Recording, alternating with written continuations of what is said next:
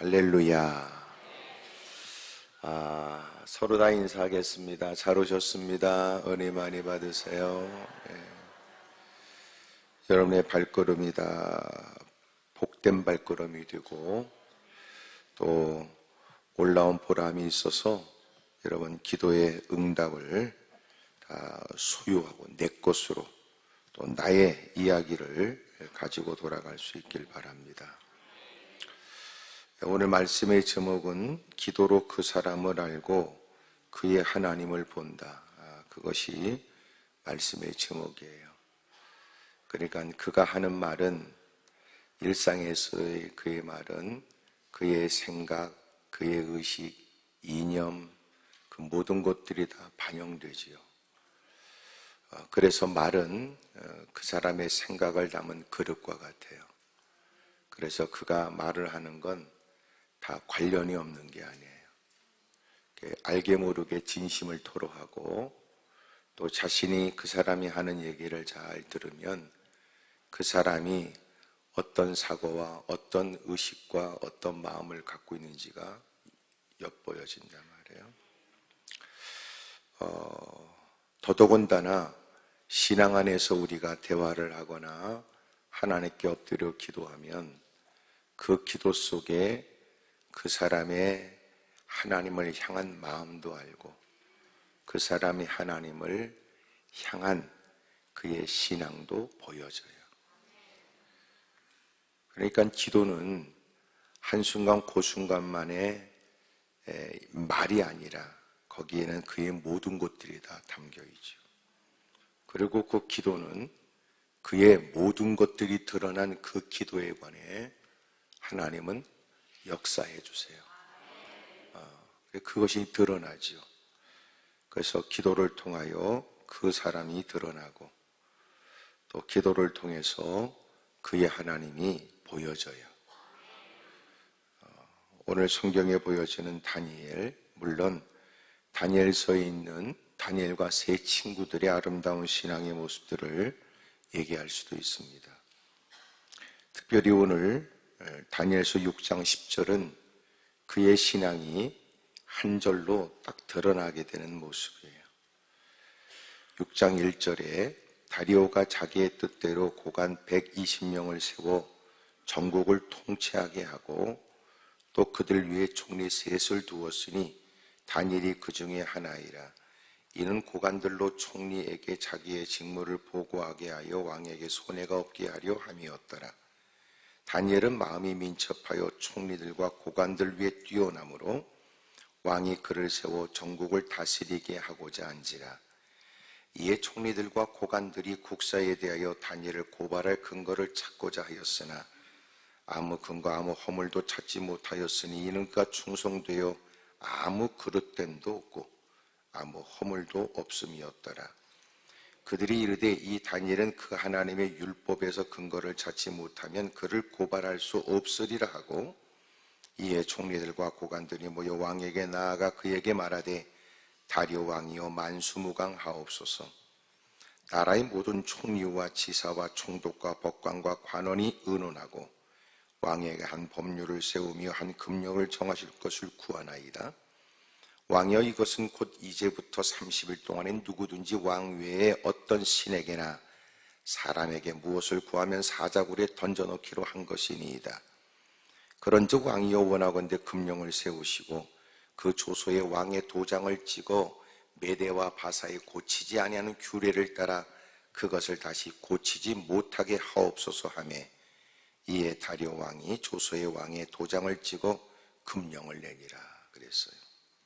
이 금령이 뭐냐면 금지의 영이라는 거예요.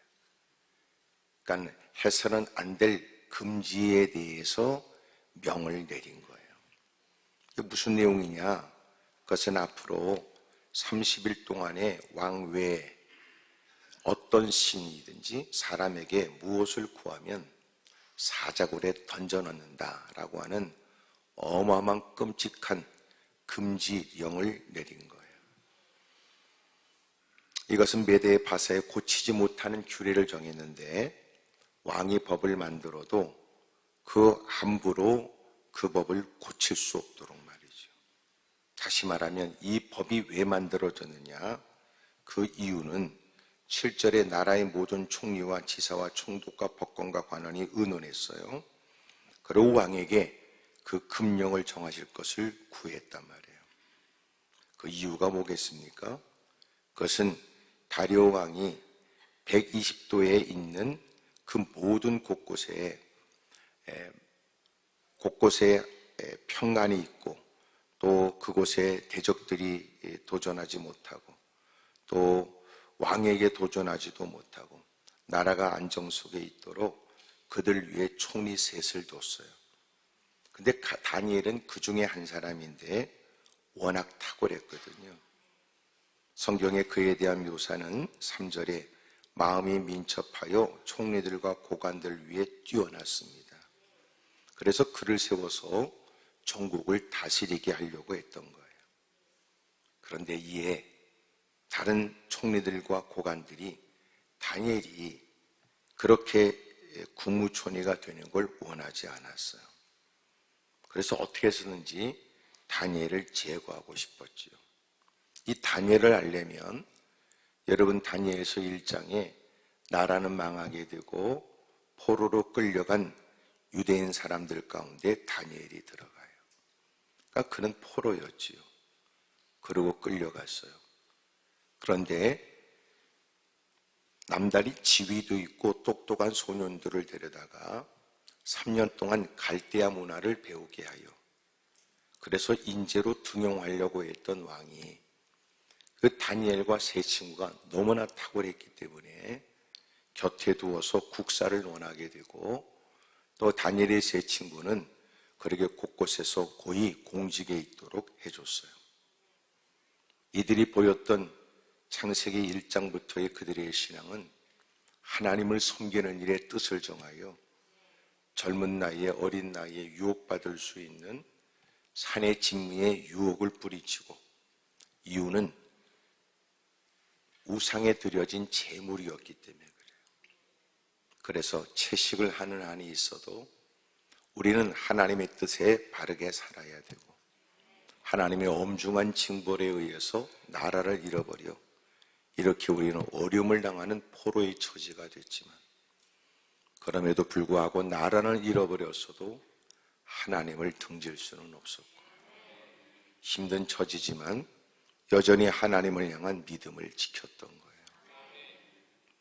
그랬던 그들, 그러면서 나라가 바뀌는 중에도 모든 왕들은 이렇게 다니엘과 사다락과 메삭과 아베느고를 여전히도 높은 자리에 남다른 위치에 있게 했습니다.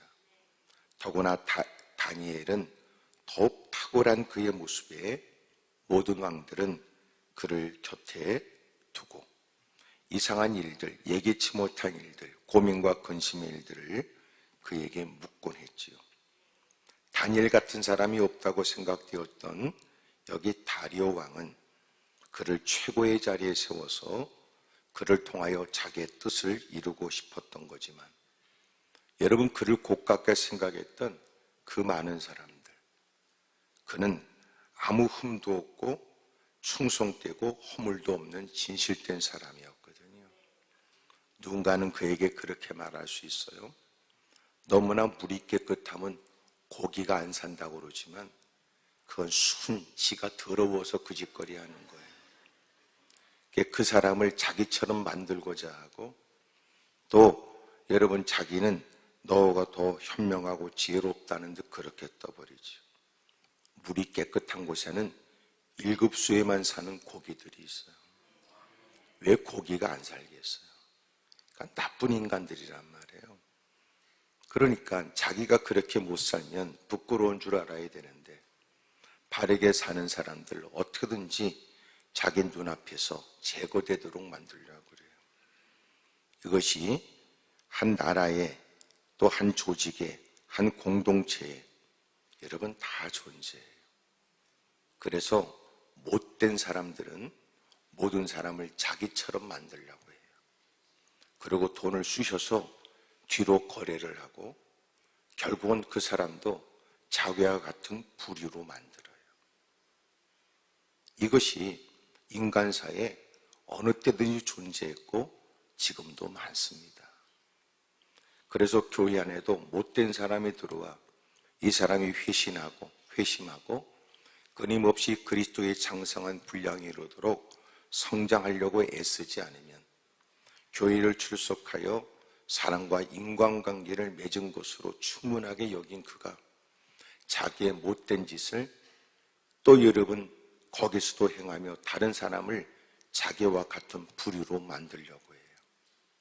그리고 그런 것들이 이런저런 명분과 이유로 파당을 지으려고도 하죠.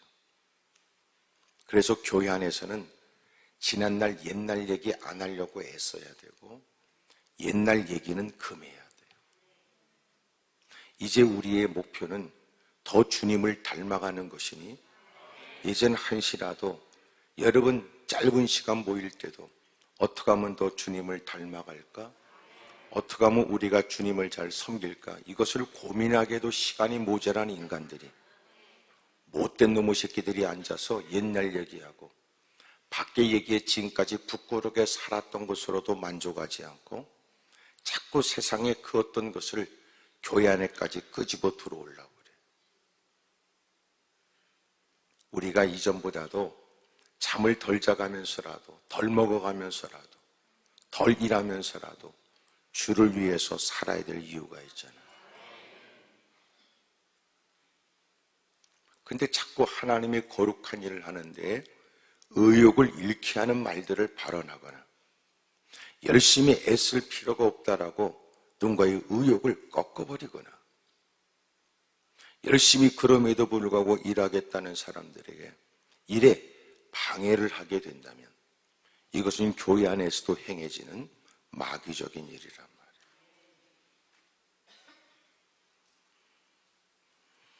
이렇게 한 나라의 고위 관리들이 안타깝게도 다니엘을 왕의 곁에서 떼어놓고 그를 제거하려고 혈안이 되어져서 그를 뒤졌어요.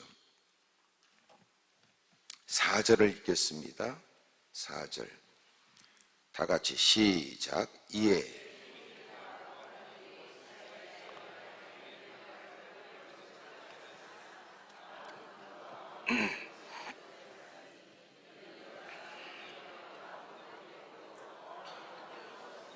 아무 허물도 없음이었더라. 그래서 그를 여러분 어떻게든지 흠집을 찾아내고 허물을 들춰내서 그를 어찌 해보겠다고 하는 마음으로 다양한 방법으로 그를 뒷조사했는데 고발할 게 아무것도 없어요. 아무 근거도 아무 허물도 찾지 못한 거예요. 단 그는 그저 충성된 사람일 뿐이에요. 그릇됨도 없고 허물도 없는 사람. 이런 사람이라면 너도 나도 그 사람은 왕이 세울 만한 사람이요, 우리 위에서 우리를 이끌어갈 사람이요, 모든 백성들이 다 국민들이 다 한결같이 존중해야 될 사람이다. 그래야 되는데 이것이 세상에 그렇게 쉽지가 않아요. 못된 놈의 인간들이 무리를 져서 그를 공박하고 말도 되지 않는 법을 만들어 그리고는 그를 죽일 생각을 했어요. 그들이 했던 일들이 6절에 그래서 총리들과 고관들이 모여서 작당을 한 거죠. 그리고 나라를 위하는 명분으로 왕을 위한다는 그런 변명으로 나라의 모든 총리와 지사와 총독과 법관과 관원들이 다 그 앞에 가서 왕에게 촉구했어요. 법을 만들자고요. 그리고 이제부터는 왕을 위한다는 듯 나라를 위한다는 명분으로 30일 동안만이라도 누구든지 왕 외에는 어떤 신에게나 사람에게 기도하지 못한다. 금지령을 내린 거예요. 만약 왕의 금지령을 거역하게 되면 사자굴 속에 쳐넣어버린다. 비참하게 그가 죽도록 만든다. 이런 거예요. 끔찍한 형벌을 통하여 그리고 왕이 내린 법을 지키게 할 생각이지만 왜 지금 이 법을 만들었어요. 누가 대상이에요? 다니엘이 대상이에요. 그러면 왜 이 법은 우리에게는 통할 수 있을까요? 우리는 잘 안 통해. 우리는 왕의 명령에 순종해. 30일 동안 기도 안 하면 좋지. 하기사 이 법은 우리에게 법도 아니에요. 평상시에 기도도 안 했으니까. 그런데 이 법은 누구한테 통한다고요? 다니엘한테 통하는 거예요. 누가복음은 모든 사람에겐 대단히 두려운 법이 아니에요. 이들의 지금 목표는 누구한테 있어요? 다니엘에게 있는 거예요. 누구도 이 법을 반발하지 않아요. 이것은 못된 놈의 새끼들이 삐뚤어진 마음에 뜻을 이루겠다는 계략적 왕의 마음을 회유하여 만든 법이기 때문에 그래요. 이 법이 오늘 이 시대에 선포된다면 과연 몇 사람이나 그럼에도 불구하고 그럴까요? 이것은 신실한 믿음의 사람, 그는 충성되어 아무 허물도 없는 사람이에요. 아무런 죄도 없어요. 그릇됨이 없어요. 그래서 사람들은 생각하기를 5절에 이 다니엘은 그 하나님의 율법에서 근거를 찾지 못하면 그를 죽일 수 있는 방법이 없다 결론을 내린 거예요. 그의 허물 그릇됨을 뒤지다가 그의 루틴처럼 반복되어진 하루의 일과에 신앙적인 그의 모습을 봤어요. 하루에 3번씩 기도하는 거예요. 아무리 바쁜 공무에도 아무리 분주한 일에도 그는 자기가 식사 한 끼를 못해도 반드시 했던 하루에 3번씩. 그것이 유대인들이 늘 했던 3시, 6시, 9시에 대한 얘기인지도 모르죠. 9시, 11시, 오후 3시. 그렇게 늘 기도했던 그의 모습을 지켜봤던 모함꾼들은 저 사람은 어떤 경우에도 저것을 목숨 걸 일로 여기는 것 같으니 그가 목숨 거는 일들을 마침내 우리가 법을 만들면 그는 그것 때문에 죽는다는 걸 알면서도 기꺼이 하나님을 섬기는 일을 위해 그는 할 것이다 생각했던 거예요. 어떤 특정한 일로 인해서 그 문제를 해결하겠다고 간헐적으로 매달리거나 그 어렵고 힘든 절체절명의 위기를 벗어나겠다고 절규하듯이 매달리는 그런 기도의 생활이 아니고 저것은 일상에서 반드시 해야 될 일이고 하지 않으면 안 될 일이고 그리고 그것을 위해서라면 자기의 목숨도 걸 사람이라는 걸 알게 된 거예요. 그래서 그걸 빌미로 하여 이제는 기도하는 사람은 죽여버린다. 그것은 진짜 다른 모든 사람들을 대상으로 한 것이 아니라 그를 대상으로 한 거예요. 우리는 세상이 감당할 수 없는 사람이다. 저 사람은 신앙적인 것 외에는 방법이 없는 사람이다. 그렇게 우리는 인식될까요?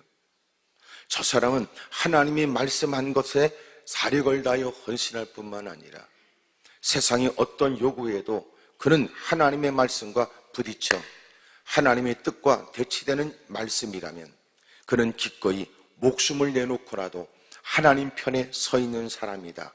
우리는 그렇게 인식될까요? 다니엘은 적지 않은 시간 속에 사람들이 그를 지켜보며 어떻게든지 우리가 계략적으로 잘 만들어서 그를 단번에 보내버리자 라고 하는 생각에 그를 다 철저히 조사했던 거예요.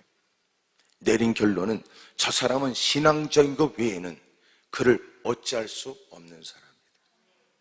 그게 내린 결론. 일제치하에서는 일제치하에 그들의 끊임없는 만행과 도전 앞에 믿음의 사람들은 믿음을 지키는 중에 주의를 못 지키게 했을 때 주의를 지키기 위해서 순교한 분들이 많아요. 그런데 지금은 얼마나 더럽고 못된 인간들이 늘어나는지 이제는 주일에 대한 개념을 허물어버린다. 왜 꼭 세상에서 말하는 일요일을 꼭 왜 주일로 지켜야 되느냐라고 하는 더러운 사고를 갖고 있는 못된 인간들. 한 부분은 여러분 틀리진 않아요. 어느 때라도 예배 드릴 수 있다는 거 맞아요. 하지만 왜 여러분 예배를 늘 지금까지 전통적으로 한때는 목숨 걸고 지켰던 주일을 지키는 주일 성수의 주일 예배를 왜 네가 오늘날 이렇게 평화롭고 이렇게 자유롭게 신앙생활을 할 수 있을 때, 그렇게 서슬퍼런 도전이 있을 때도 목숨 걸고 주일을 지켰는데 왜 지금 주일을 왜 굳이 일요일날 주일로 여겨서 지켜야 되느냐라고 말하는 그들의 사고와 생각은 무슨 마귀적 사고냔 말이에요. 그래서 이런 시도로 토요일날 드리는 교회 예배를 주일날 일부로 치고,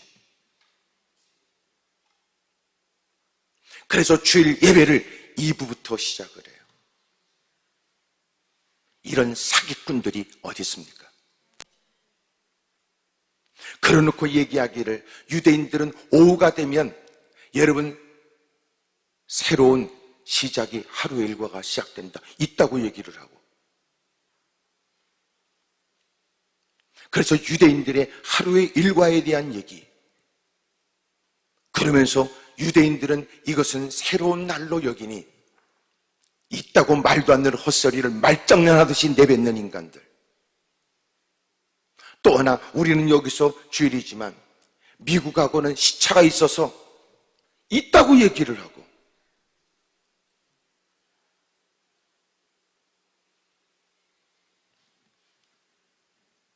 그런 걸 보면 교회 안에 정말 만연한 것, 제거해야 될, 치열하게 싸워야 할 게 뭔지 아시죠?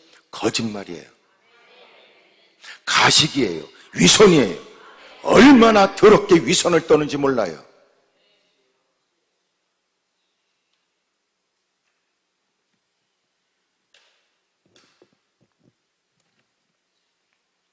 그런 중에도 히브리서 11장 38절에 이와 같은 이들은 세상이 감당할 수 없다. 세상의 권력과 힘, 물질로, 명예로 끊임없이 그의 마음을 여러분 흔들어댈 때도 그는 인간적인 모습은 보이지는 것 같으나 그는 그럼에도 불구하고 그 자리에 서 있다. 보여지는 것에 영향을 받고 들려지는 일에 그가 견딜 수 없는 고통과 괴로움을 느끼는 것을 보게 되지만, 그러나 결코 하나님의 뜻을 따르고 말씀대로 사는 일에 그는 포기하지 않는다. 그것을 뭐라고 그래요? 진정한 그리스도인 그러는 거예요. 그래서 그리스도인은 아무한테나 붙이지 않아요. 그리스도인은 누구에게 속하여진 사람, 이렇게 얘기해요. 대한민국 사람, 이렇게.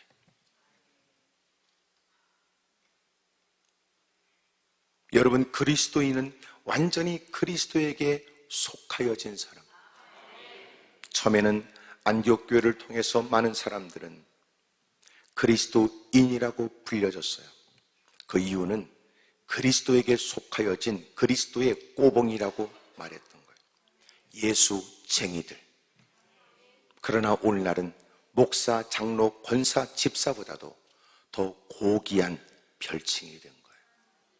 아무한테나 그리스도인이라고 말하지 않아요.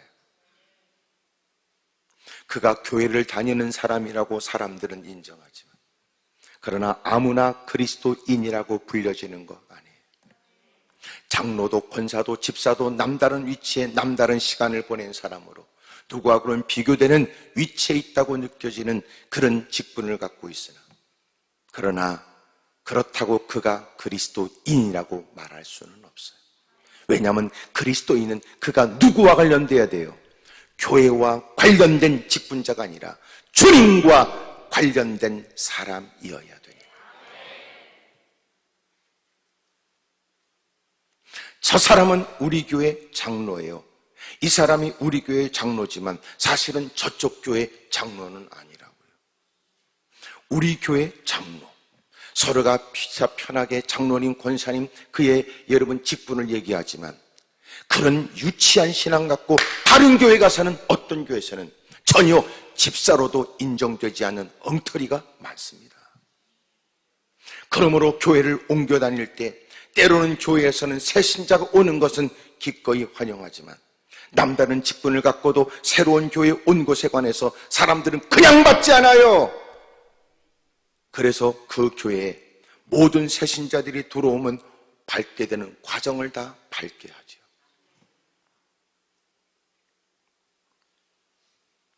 과연 이 사람을, 어디서 이 사람이 신앙 이력을 그렇게 보냈는지를 알 수 없는 사람, 과연 이렇게 목사님을 통하여 새신자가 들어와 과정을 거쳐서 집사로, 그리고 여러분 마침내 안수집사로, 때로는 권사로, 장로가 된 사람과 어떻게 같아요?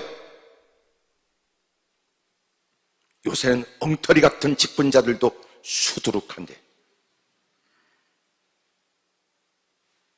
소위 말해 세례를 받지 못하고 중직자가 된 사람들, 지어낸 말일 거라고 느껴질 만큼 말도 되지 않는 생소한 얘기지만, 저는 지금까지 숱한 많은 사람들을 만났어요. 진실된 그들의 고백을 놀래가면서 들었어요. 근데 놀라운 건 그것이 어떤 한 특정한 사람 누구에게만 있는 일이 아니었어요. 그 사람의 신앙을 확인할 방법이 없어요. 교회에서는 단 적어도 한 교회에서 꾸준하게 신앙생활 한 사람은 적지 않은 그 시간 속에서 그를 살필 수 있죠. 그럼에도 불구하고 세워놓으면 이상한 짓을 하고 상상을 초월한 짓을 하는 인간도 많은데, 낯선 사람이 다른 교회에서 직분을 갖고 왔다 하여 그 사람에게 인격적으로 그의 직분을 얘기하지만 그 교회에서는 그의 직분을 인정할 수가 없는 거예요. 그래서 그에게 우리 교회는 이런 과정을 지나야 된다는 걸 설명하고, 그럼에도 불구하고 당신이 이 교회를 다닐 이유가 충분한 것이냐,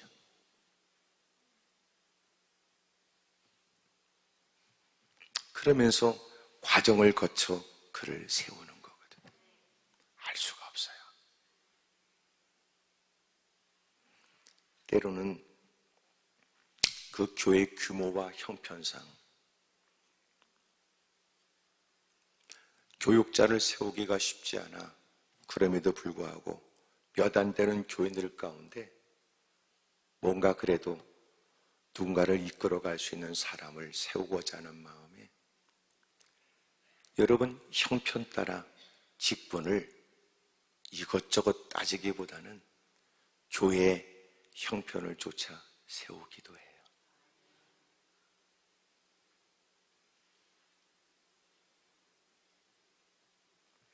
본인도 알아요. 근데 시간이 지나면 당연히 될 사람이 됐다고 생각하지. 그리고 그 형편에 맞게 목사님의 의중을 따라 앞장서서 열심히 헌신하는 신앙의 본을 보여야 되는데, 누군가가 밖에서 떠버리면서 듣게 된 못된 인간들처럼 못된 짓거리 하려고 하는 인간들이 돼버리는 거예요.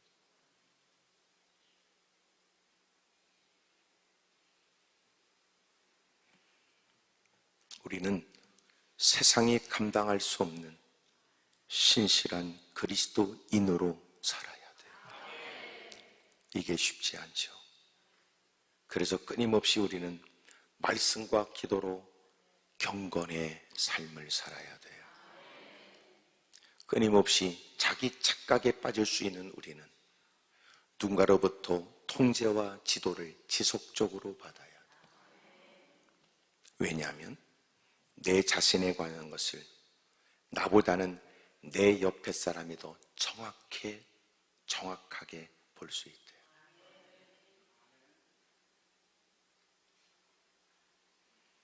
누군가로부터 간섭과 지도를 받아야 되는데 신앙생활을 얼만큼 했다고 여겨지면 이제는 하나님은 믿는다고 말하지만 하나님에 세워서 성도들을 지도하여 목자장 되시는 주님이 목자로 세워서 양떼들을 돌봐 이끌어 가라고 하는 주의 종에 관해서 맞설려고 하는 경향도 있어요.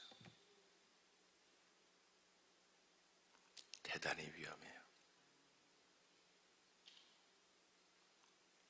5월달은 어찌 보면 도리, 의리, 진리에 관해서 자기를 좀 더 진지하게 살필 수 있는 기회일 거예요. 도리는 뭐예요? 부모와 자식에 대한 사람으로서 마땅히 그냥 오늘도 우리는 생존하여 살고 있는 것이 아니니까. 그래서 우리에게 있는 여러 가지 많은 관계에 대한 도리적 차원, 또 맺은 관계성 속에서의 의리에 대한 얘기, 진리를 쫓는 사람으로서의 여러분 이모저모를 생각해야 돼요. 저는 기도원의 사역을 하기 때문에 교회 사역이 아니에요. 하지만 교회 사역을 누구보다 잘 알죠. 교회 가서 여러분 주의 종을 잘 섬기세요. 나는 여러분이 어떤 의도로 아멘을 했는지 다 알지 못하고 왜 안 했는지도 그 쏘가지를 나는 다 모르겠으나 그럼에도 불구하고 좋은 말 할 때 교회 가서 주의 종 잘 섬기세요. 이것은 주의 종을 위한 게 아니라 너를 위한 겁니다. 만약 당신이 그 교회를 다니면서도 그 목사님이 하나님이 주신 권위를 위임받아 우리를 바른 길로 인도하는 주의 종으로 세워졌다는 걸 당신이 존중히 여기지 않으면 어떻게 그분이 강대상에서 선포하는 그 말씀을 복된 말씀으로 알아들을 수 있단 말입니까?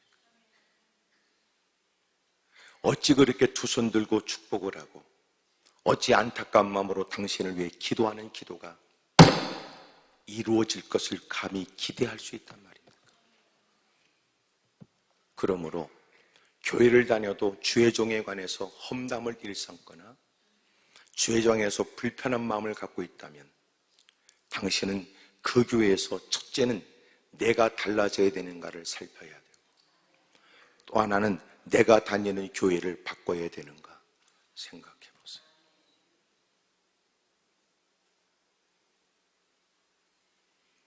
이런 바른 의식 없이 어떻게 교회 생활이 행복할 리가 있습니까? 예배 자리에 앉아서 말씀을 들으면 하나님이 내 모든 처지와 내 기도의 제목들을 아시니 하나님이 세우신 주의 종을 통하여 말씀하실 때 그것에 대한 답을 일러주실 거라고 하는 기대에 대한 마음이 있을 리가 없잖아요. 삐뚤어진 마음에. 그 사람이 예배 시간 내내 쭈그리고 앉아서 하는 짓이라는 건 시비 걸 거리를 찾을 거예요.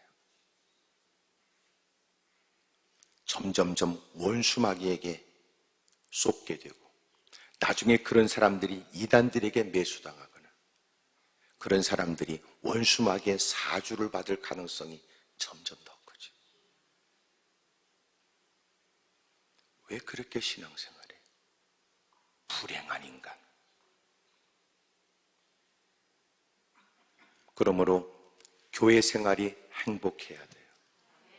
하나님 말씀이 하나님이 나를 사랑하는 애틋한 마음으로 하나님이 주의 종을 통하여 나를 살릴 목적, 나를 바른 길, 선한 길로 인도하시려고 들려주시는 말씀이라고 느껴져야 돼요. 근데 그것이 깨달아지지 않으면 말끝마다 시비 걸 생각이 있고 그리고 예배가 끝나게 되면 비슷한 것들이 쭈그리고 앉아서 헛소리하고 앉아있죠. 그리고 그렇게 한 번, 두 번 시간을 보내 1년 지나 몇 년 지나면 그러다가 몇 년 지나면 나이 퍼먹고 그러고 죽어버리는 거야.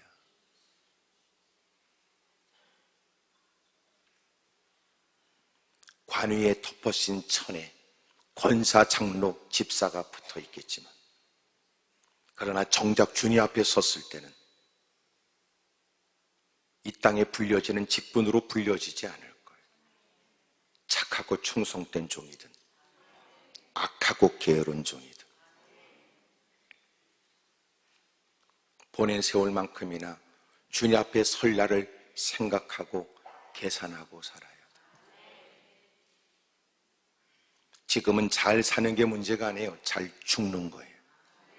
그러므로 잘 죽기 위해서는 잘 살아야 된다는 걸 배우는 거죠.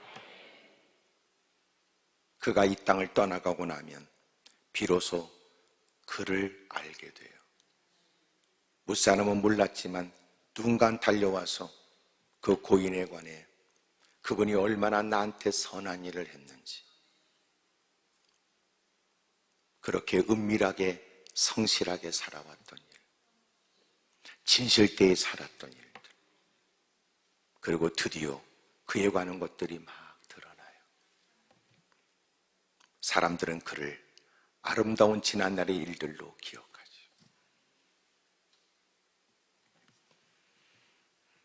이들이 만든 법은 다니엘을 죽이는 게 목적이었습니다. 왕은 나라를 위한다는 그들의 명분에 기꺼이 다리오 왕이 9절에 도장을 찍어 금령, 금지령을 내린 거예요. 10절에 다니엘이 이 모든 것들을 알았어요. 10절 여러분이 읽겠습니다. 시작.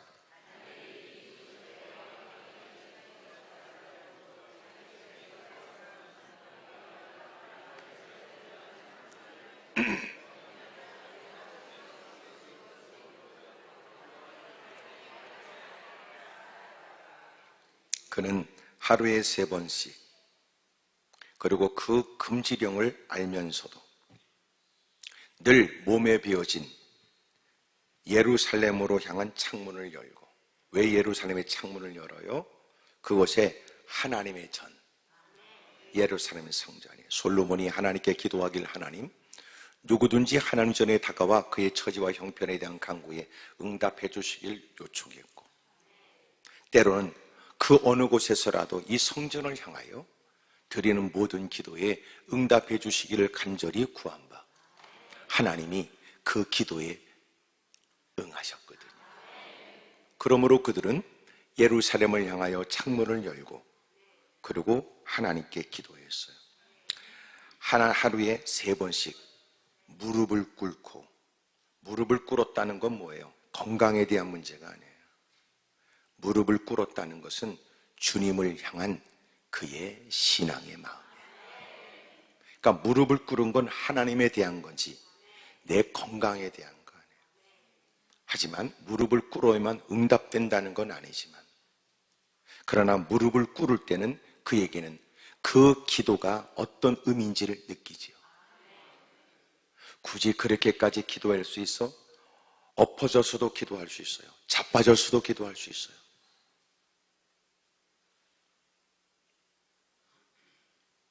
여러분, 우리가 운전하면서도 기도할 수 있죠. 무엇을 하면서라도 기도할 수 있어요. 하지만 이렇게 무릎을 꿇을 때는 우리는 그가 기도하는 기도의 대상에 대한, 또 하나는 그의 기도에 대한 그의 생각에 대한 반영되지 않아요? 야야야, 불편한데 뭐 그렇게 기도해? 아니에요. 같은 기도라도 그가 생각하는 건 다를 수 있어요. 내가 감히 어떻게, 봐라, 세상에는 그렇게 왕 앞에 가서 무릎을 꿇었고, 우리도 때로는 위험을 만나면 또 무릎을 꿇고 두 손을 든대, 살려달라고. 때로는 그 주제에 또 아이들이 잘못했다 그러면 여기 무릎을 꿇어, 그러고 잘못했다고 다고치면서 빗자루도 거꾸로 잡는 인간이, 그 꼬라지 그 형편에 자기를 살리거나 건져내 주실 것은 하나님밖에 없음에도 자격 없는 처지에 주님이 길을 열어 누구든지, 대제사장이 아니라 예수님의 이름으로 누구든지 주님께 나아갈 수 있는 기도의 길을 열어놓으셨어요. 당연한 것이 아니라 은혜라는 것에 대한 인식이, 자기의 처지를 인식하여 이것은 하나님이 내게 베푸신 은총이라는 것을 알기에 그는 무릎을 꿇었다.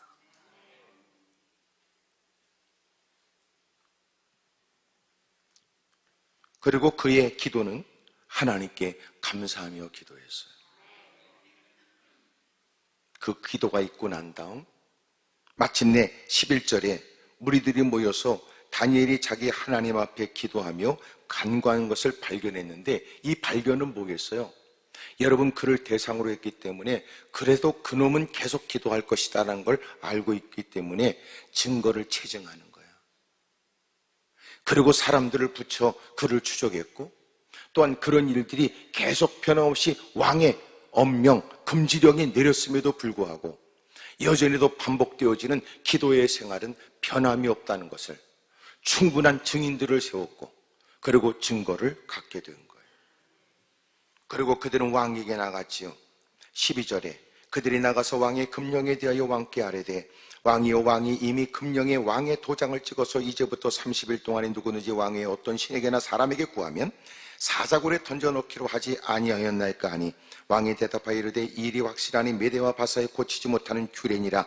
맞다. 그렇게 금령을 내리면 누구도 바꿀 수 없는, 누구도 예외 없이 다 지켜야 될 법이다. 그들은 그렇게 운을 띠고, 그리고 13절에 그들이 왕 앞에서 말하여 이르되, 사로잡혀온 유다 자손 중에 다니엘이 왕과 왕의 도장에 찍힌 금령을 존중하지 아니하고 하루 3번씩 기도하나이다, 그런 거예요. 그 금령에 의해서 마침내 그 법을 집행하셔야 되니, 그것은 왕이 총애하고 사랑하는 그 다니엘이 왕의 금령을 알면서도 그가 왕의 명을 어겼다, 그 말이에요. 여러분, 왕이 다니엘을 얼만큼 깊이 생각했는지가 14절. 왕이 이 말을 듣고 그로 말미암아 심히 근심했습니다. 다니엘을 구원하려고 마음을 썼습니다. 그래도 그럼에도 불구하고 그를 건져내고 힘을 다하다가 뜻을 이루지 못한 채 해가 질 때가 이르게 된 거예요. 15절, 그들이 가만히 있지 않았어요. 왕이 친히 금령을 만들었으니, 그러므로 왕이 이 일에 관해서 앞장서 본을 보이셔야 본래 목적으로 했던 나라가 왕의 명 앞에서 하나가 될 수 있습니다. 그리고 끊임없이 계속 여러분 왕을 힘들게 만들어요. 그리고 16절에 왕의 명령함에 다니엘을 끌어다가 사자굴에 던져 넣습니다. 이런 걸 보면 뭘 느껴요? 에? 세상의 권력은 믿을 게 아니에요. 세상의 권력은 믿을 게 아니라, 결국은 위기를 만나면 그놈들도 지 살려고 환장들을 해요. 갖고 있는 힘을 갖고 정의를 개똥으로 나.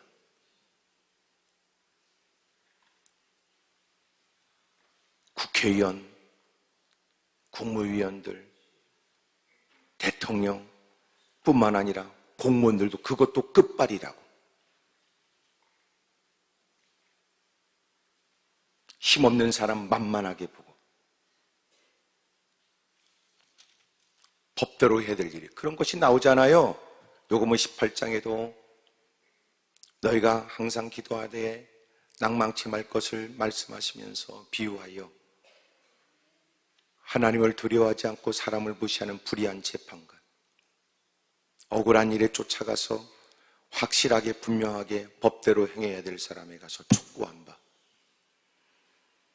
외면당하는 힘없는 사람 또 가서 매달려, 날마다 매달려, 또 매달렸어, 또 악을 썼어, 또 찾아갔어, 또 몸부림쳤어, 점심때 찾아가 자기 먹지도 않고, 퇴근 시간에 찾아가 또 찾아갔어, 또 매달렸어, 또 몸부림쳤어.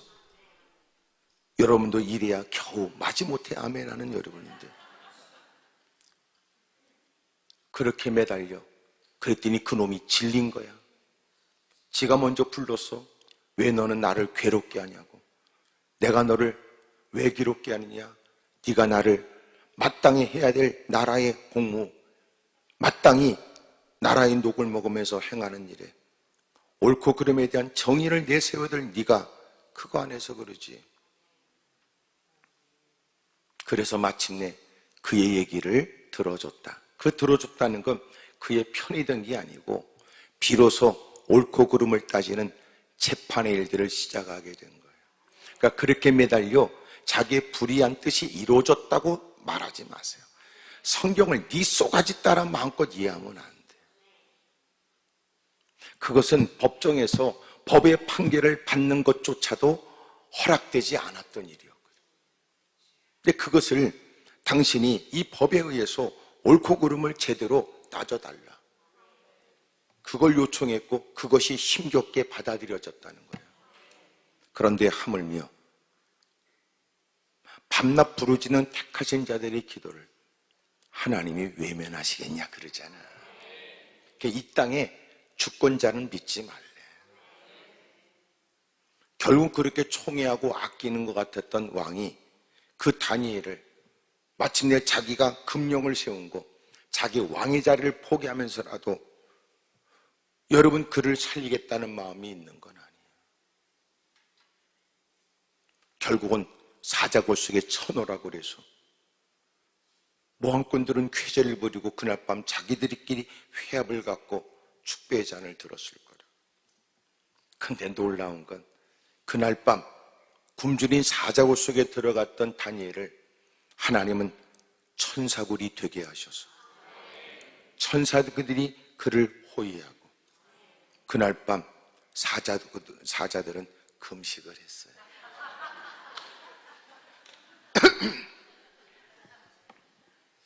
그러니 우리는 마땅히 말씀을 따라 금식도 배워야 될 처지에 우리는 금식을 못할 때, 여러분 사자들은 금식 영을 받은 거야.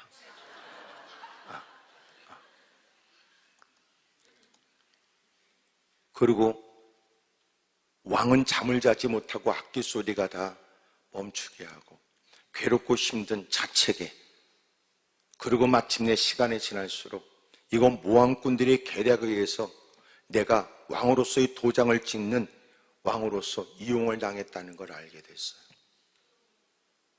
하지만 그는 어찌할 방법이 없었지. 그런 중에 아침 일찍이 사자굴로 달려가서 항상 섬겼던 하나님이 다니엘 너를 건져내 주셨느냐.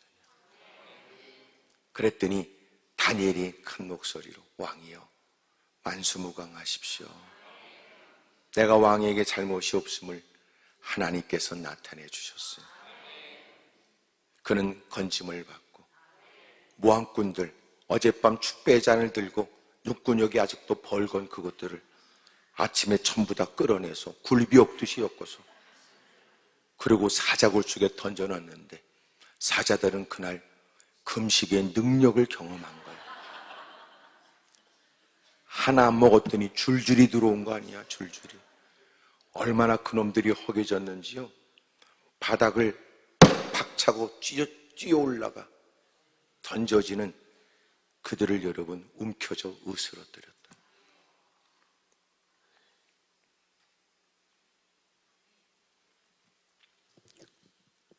오늘 여러분 6장 10절을 통해서 마침내 그의 기도를 통해서 첫째는 그 사람을 안다. 우리는 그 사람을 어떻게 알아요? 그가 기도했다는 건, 변함없이 달라지지 않고 기도했다는 건 왕의 금령에 관해서 반하는 일이었어요. 그건 첫째, 왕을 두려워하지 않았다는 거예요. 우리는 그의 기도 속에서 그를 안다. 그는 하나님만 두려워할 뿐 사람을 두려워하지 않는 사람.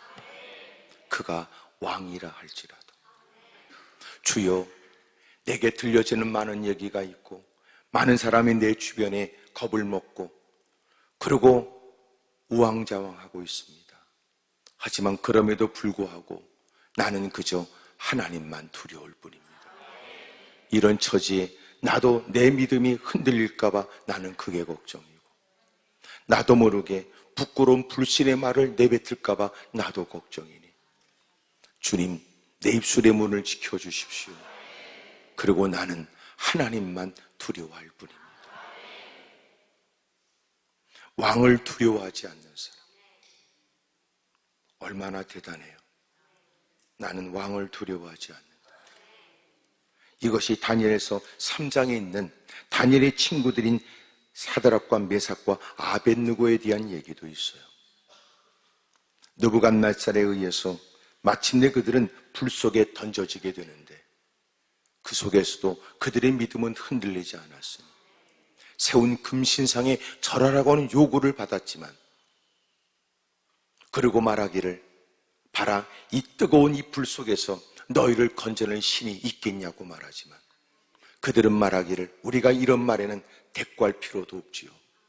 하나님은 우리를 불 속에서도 건져낼 수 있고, 그러나 하나님이 건져내 주지 않는다 할지라도 우리는 그럼에도 불구하고 그러할지라도 우리는 하나님만 섬기겠습니다. 분노하여 불은 7배나 뜨거워졌고, 결박하는 사람이 불에 타 죽는 끔찍한 모습이 있게 됨에도 그들은 추워도 흔들림이 없었고, 그 불은 진짜 불이에요. 마치 성경의 것을 기록한 것은 이 불은 그냥이 아니야. 요새 여러분 뭐 벽난로 그러고 요새 막 불이 켜지는 거는 다 바람이 일어나게 하고 불 켜놓은 거더라고. 진짜 여러분 벽난로가 아닌 요새는 인테리어로 그렇게 해놨잖아. 참 이런 얘기도 나만 본 듯하고 여러분은 본 적이 없는 것 같아서 대화도 잘 안 되네, 그죠? 근데 그것은 여러분 비유의 얘기가 아니란 말이에요. 실제적으로 세 사람을 왕의 명을 따라 결박하는 사람이 얼마나 불이 강한지 그 불의 혀에 의해서 그는 타 죽어버렸어. 그럴 때 다른 사람에 의해서 세 사람을 결박당하여 그 불 속에 던져지지만, 그 불 속에는 네 사람이 그 불을 거닐고 있었대잖아요. 그 중에 한 사람은 신들의 아들 같은 이니 그리스도께서 함께 하셨다, 이렇게들 해석하거든요. 하나님이 함께 하신 거야. 이 모습을 밖에서 지켜보고 자기의 분노를 일으킨 그들이 그것을 끔찍하게 죽는 최후의 모습을 보길 원했고, 그래야 자신의 분이 삭힐 거라고 생각되었고, 그래야 이것이 왕의 명에서 왕이 내린 명령에 모든 사람들이 지켜보며 자신의 체면과 채통과 관련된 일이라고 여겼는데, 네 사람이 거닐고 있었다는 거예요. 내가 볼 때는 잘 몰라도 대화를 하고 있었는지도 모르지. 예수님께서 잘했어. 너희들이 이렇게 믿음을 잘 지키는구나. 나는 너희들과 함께하고 있다. 느부갓네살 왕이 나오거라 그랬더니 나왔는데 그들은 끄스르는 냄새 하나도 없고, 그래서 사드락과 메삭과 아벳느고를 통하여 그들이 얘기하잖아요. 28절, 3장 28절에 느부갓네살이 말하여 이르되 사드락과 메삭과 아벳느고의 하나님을 찬송할지로다. 그가 그의 천사를 보내사 자기를 의뢰하고 그들의 몸을 바쳐 왕의 명령을 거역하고 그 하나님 밖에는 다른 신을 섬기지 아니하며 그에게 절하지 아니한 종들을 구원하셨도다. 왕의 명을 거역하는 사람, 세상에서는 그것이 결코 용납할 수 없는 일이라고 여겨져도, 그러나 하나님께서 세상의 모든 지위에 관해서 존중히 여기라고 가르쳐준 것은 사실이라도, 그러나 왕의 명이, 왕의 하나님의 명령이 왕을 잘 섬기라고 말씀했지만 그 권세 있는 자가 하나님을 등지라고 말하는 일은 우리는 따를 수 없죠.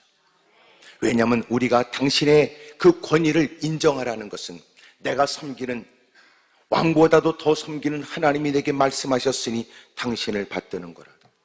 당신이 내게 하나님의 명을 거역하면서라도 네 말에 복종해야 된다고 말한다면 우리는 당신의 말을 거절해서라도 하나님을 따를 것입니다.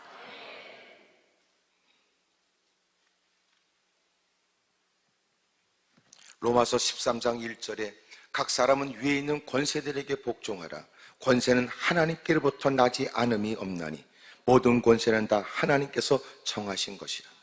다시 말하면 하나님께서 정한 그 권세에 관해서 하나님의 뜻을 받드는 모든 사람들은 하나님의 결정을 따라 잘 섬겨라. 그런데 놀라운 건 그 사람이 바꿔줬어. 그리고 끊임없이 요구해. 하나님을 너희들은 섬기지 말라고. 그런다면 우리는 너를 떠나서라도 나는 하나님을 섬기겠다는 거예요. 이제까지 우리가 당신에게 복종했던 것은 당신의 끝발 때문이 아니라 하나님 때문이었으니 그걸 빙자하여 당신이 하나님에 대한 나의 신앙을 포기하라고 요구한다면 우리는 하나님만 섬길 것이다. 그리고 우리가 하나님을 섬기다가 우리의 삶이 끝난다 할지라도 우리는 최고의 영예로 여길 것이다.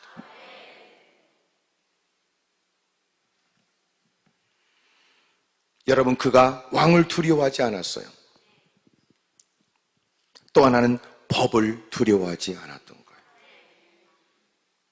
그런 의미도 10절에 다니엘이 그 이 조서에 왕의 도장에 찍힌 것을 알았대잖아요.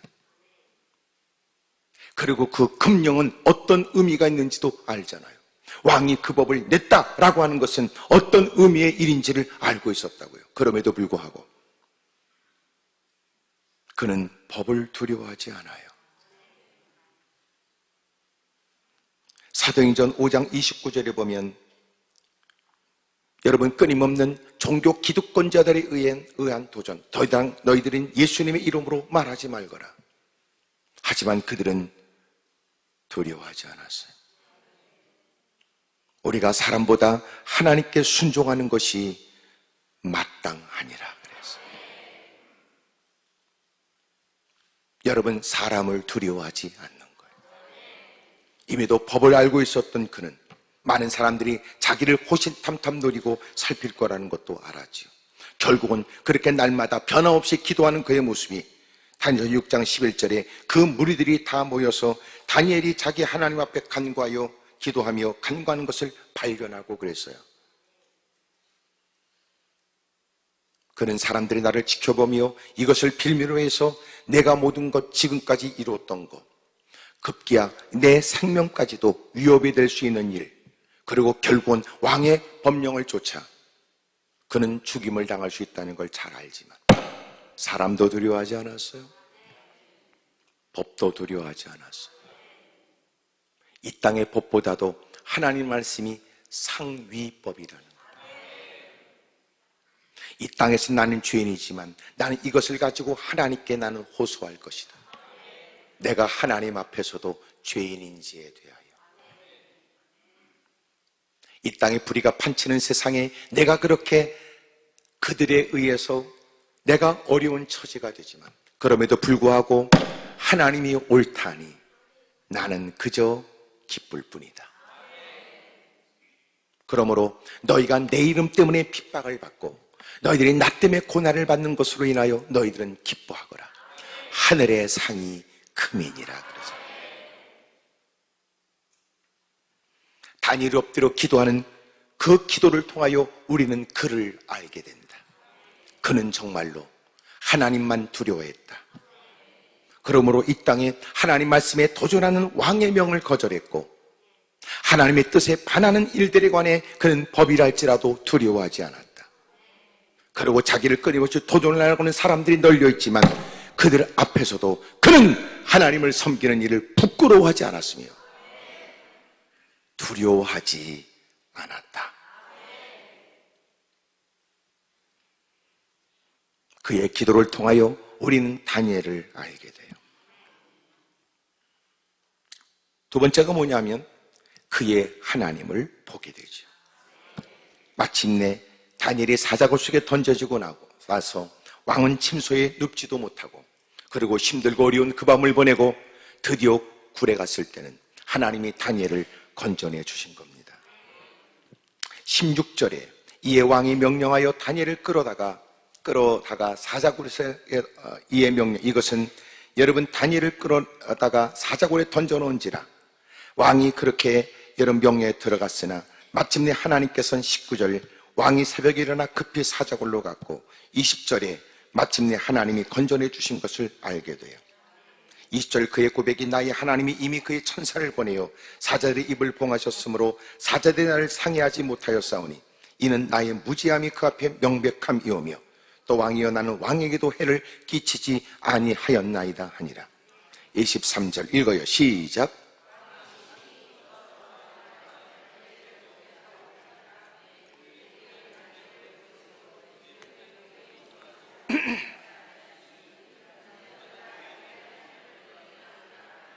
여러분, 그렇게 하나님을 의지하는 사람, 하나님을 바라보는 사람, 여러분, 하나님께 모든 걸 맡기고 살아가는 사람, 그리고 세상에 이런저런 일에 하나님의 뜻에 합당한가, 하나님이 원하시는가, 하나님이 이를 안에서 내게 뭐라고 말씀하셨는가를 따라 행하는 사람, 그럴 때로는 착한 사람, 선한 사람이라고 말하지만 그렇다고 해서 그를 바보처럼 여기지 말아라.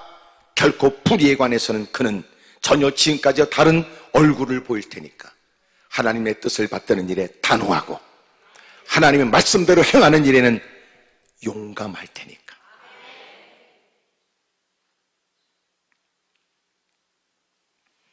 입사절 왕이 말하여 다니엘을 참소한 사람을 끌어오게 하고 그들을 그들의 처자들과 함께 사자굴에 던져넣게 하였더니 그들이 굴바닥에 닿기도 전에 사자들이 곧 그들을 움켜서 그 뼈까지도 부숴뜨리더라.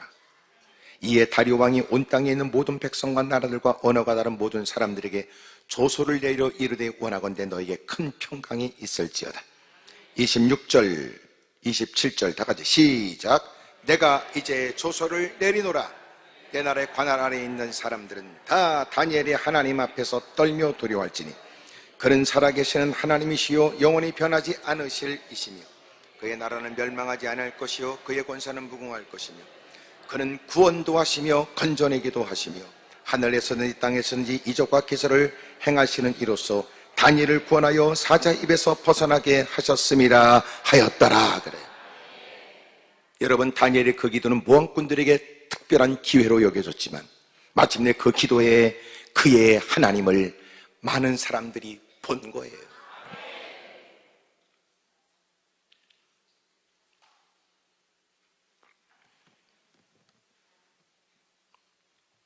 여러분, 그가 하나님 앞에 어떤 사람인가를 알 수 있었고 마침내 하나님은 그 다니엘에게 어떤 하나님이신지를 보게 됐다는 거예요.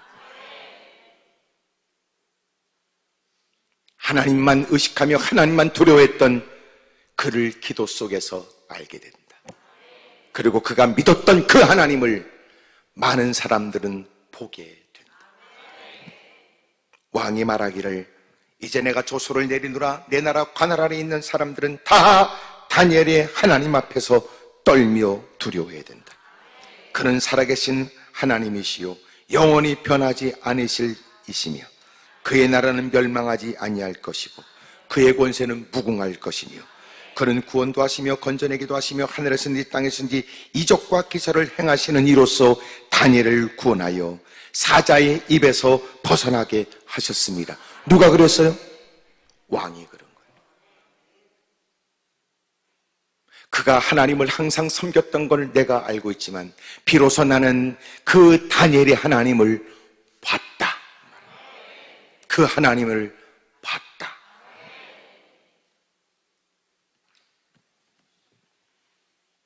난 여러분의 기도에 마침내 누군가가 여러분의 문제는 해결됐지만 그 문제 해결되는 모습을 지켜본 그들이 아모개가 기도하는 것은 헛되지 않았으며 그가 믿는 그 하나님은 살아 계시더라.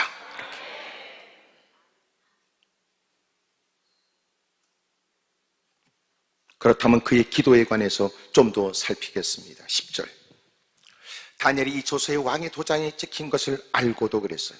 그는 위험과 어려운 처지를 알고 여러분, 그렇게 기도한다는 일들이 얼마나 많은 대가를 치러야 되고 그렇게 또 매달린다는 일이 얼마나 위험의 일인가를 알면서도 그는 이 기도의 일이 얼마나 가치 있는가를 그는 확신했던 거예요. 위험을 무릅쓰면서라도 기도는 가치가 있다. 봐라, 내가 하나님을 섬긴다는 것은 엎드려 기도하는 것 아니냐. 여러분, 믿음과 기도는요 분리되지 않아요. 믿어진 만큼 기도하게 되었고 기도하는 만큼 그의 믿음은 더 공고해져요. 그러니까 믿는데 기도 안 하는 건 100% 가짜고 여러분, 기도하는 중에 그의 믿음은 더 튼튼해져요. 믿는데 기도 안 해요? 100% 가짜. 안 믿어지니까 그는 기도 안 하고 하나님을 믿는다고 하면서도 기도하지 않는 그는 사람을 의지하고 인간관계에 낮과 범위 없이 눈이 벌겋게 뛰어다니지. 소득 없는 처지에 한숨과 기대하는 만큼 크나큰 실망을 가슴에 안고 탄식하면서도 예배자리에 앉아 믿는다는 건 서슴없이 말하지만 그는 기도하지 않아.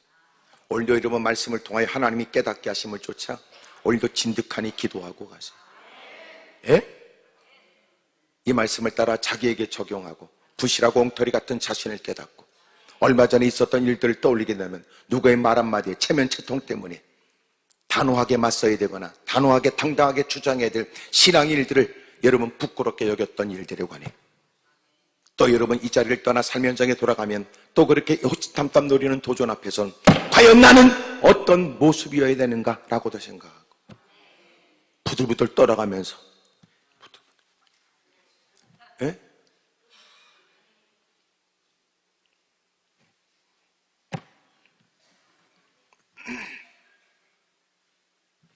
그래서 그 전에 그랬다는 거예요. 같은 지역의 농가에서 감자 농사를 했는데 감자를 내다 팔 때는 한 집은 더 비싸게 팔고 한 집은 여러분 좀 덜 받는 거예요. 그래서 왜 우리는 덜 받을까 싶어서 아무리 고민해봐도 답을 알 수가 없어요. 근데 속뜻은 이런 거였어요. 돈을 좀 더 받는 사람은 이 사람은 빠른 길을 놔두고 약간 그렇게 비포장 도로길을 택해. 근데 감자를 다 담아놓은 박스에 막 흔들릴수록 굵은 거에 다 올라와. 굵은 게 털털털털.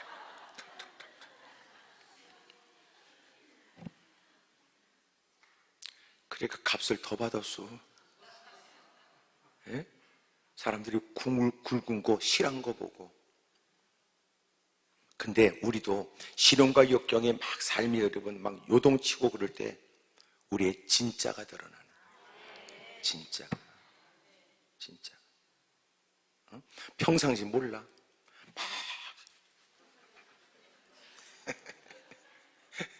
진짜가 드러나. 진짜. 어?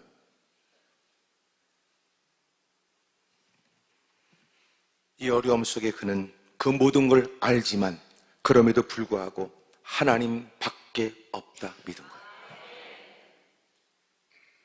그 다음에 이렇게 했어요. 자기 집에 돌아가서는 윗방에 올라가 예루살렘을 향한 창문을 열고 전에 하던 대로 그랬어요. 그는 늘 해왔던 대로 하루에 3번씩 무릎을 꿇고 기도해요. 이것은 항상이에요. 어찌 보면 이 항상이라는 말이 우리의 예기치 못한 도전을 이길 수 있는 지탱할 근육을 키운 거야. 근육이 하루아침에 단번에 안 된다는 거죠. 이 근육이 큰 근육도 있고 작은 근육도 있대요. 근데 진짜 그 세세한 작은 근육을 키워야 된다고 그러더라고요. 물론 여러분들은 그러면 그건 어떻게 하는 거냐 나한테 묻지는 마세요. 얼마나 여러분들이 잘 살피면 얼마든지 그런 정보를 얻을 수 있죠. 사람이 굵은 근육도 있지만 더 아주 가는 그 근육들을 키워야 건강하대요. 감추어진 근육들. 이렇게 반복된 그의 기도의 생활에 그는 누구보다도 강한 근육을 갖고 있어요. 그러니까 간헐적으로 어쩔 수 없는 상황 때문에 다급한 현실로 인하여 무릎을 꿇고 기도하는 그 기도도 주님이 불쌍히 여겨주지만 그것이 그의 기도의 생활의 시작이 되길 바라요.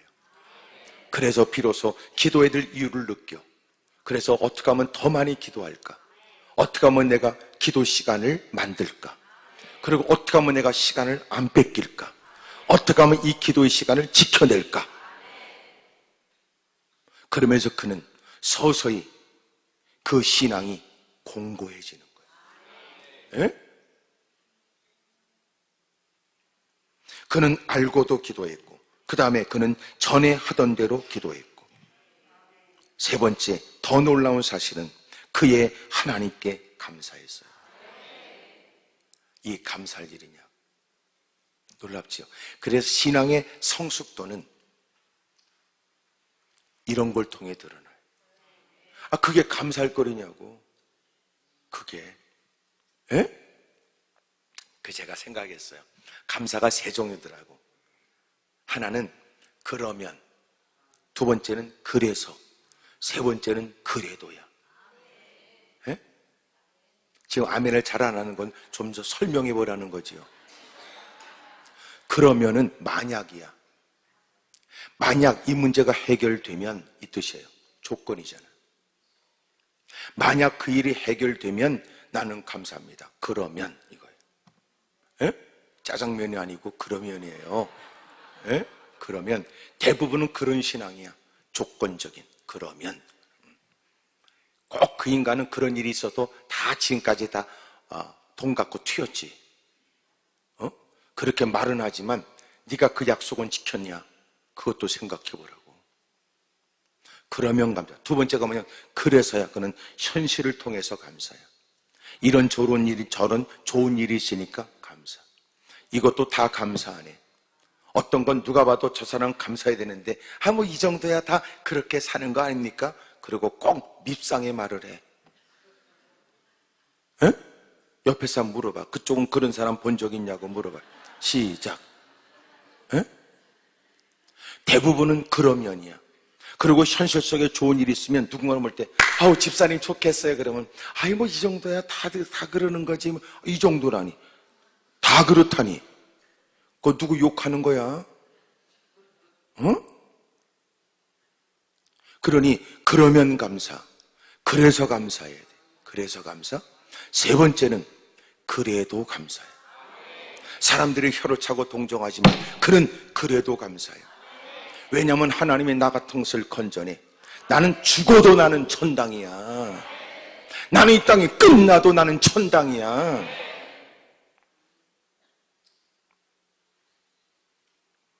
다 요새는 정치에 휘말려 이당저당 글 때 그는 그래도 나는 죽어도 천당이야 그러잖아요. 에? 그러니까 감사가 보세요. 누군가는 그러면, 누군가는 그래서, 누군가는 그래도인데.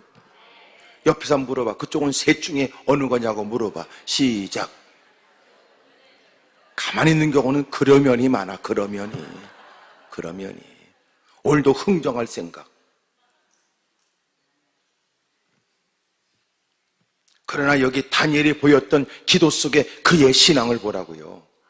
그는 알면서도 전에 행하던 대로 또 하나 그 하나님께 감사했다. 우와, 대단하지요. 이런 걸 우리는 배워야지.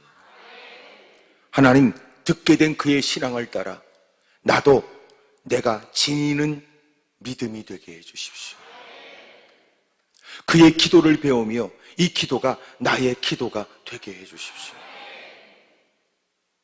그래도 감사하며 여전히 변함없는 신앙을 유지하고 여전히도 그 위험이 따를 수 있음에도 불구하고 이것은 그런 대가를 치를 만한 가치가 있다! 이러는 거 아니야.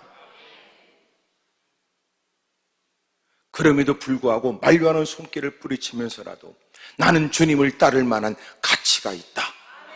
이 일은 내게 복된 일이다. 그래야 주님을 따라가지.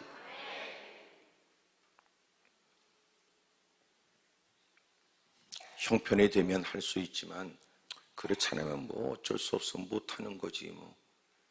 그렇게 그럭저럭 다니는 것들이 장로 권사 집사 해먹고 말이야. 개똥같이 그런 것들이 또 주일날 되면 대표기도 한다고 그러고, 그리고 썩어갖고 올라왔다가 선풍기 바람에 날아가면 날아갔습니다 그러고.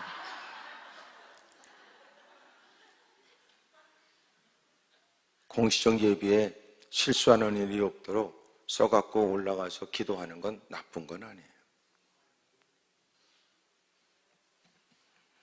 그러나 대표기도의 자격은 개인적 일상의 기도가 있는 사람이, 평상시의 기도 속에 하나님을 향하는 마음과 그리고 교인들을 마음에 담고 기도했던 시간이 있었던 사람, 올라와 제한된 시간, 모든 사람의 처지를 한 사람이 대신하여 기도하니 대표기도요.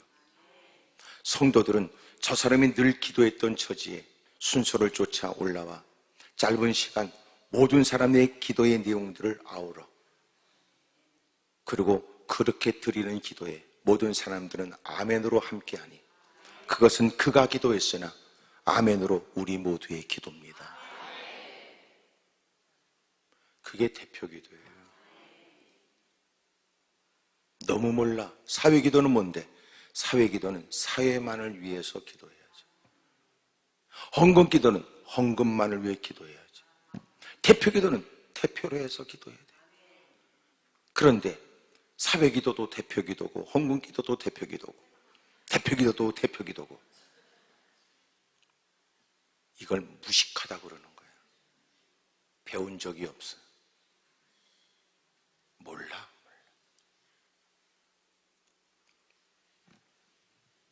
꼭 이렇게 무슨 고쳐야 된다고 얘기하면 또 아주 그냥 가만히 웅큼하게 가만히 있고, 그리고 대표기도는 그만큼 막중하게 대신하여 기도하는 거니까 기도를 잘해야 된다고 준비기도를 하고 올라와야 되는데 이게 대표기도가 벼슬이 됐네. 또 참 문제입니다. 심각한 문제입니다.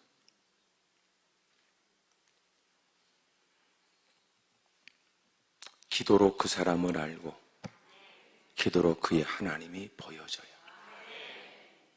기도 속에 여러분의 진실된 신앙이 드러나고 마침내 그 하나님을 향한 그의 진심이 드러난 그의 기도와 함께 그 기도는 이제는 그 기도를 받으신 하나님이 자신을 드러내 주신 그 하나님을 보게 되기를 축복합니다.